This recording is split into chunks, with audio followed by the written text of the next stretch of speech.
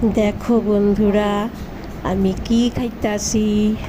পান্তা ভাত, ডিমের অমলেট আর শুকনা লঙ্কা পোড়া।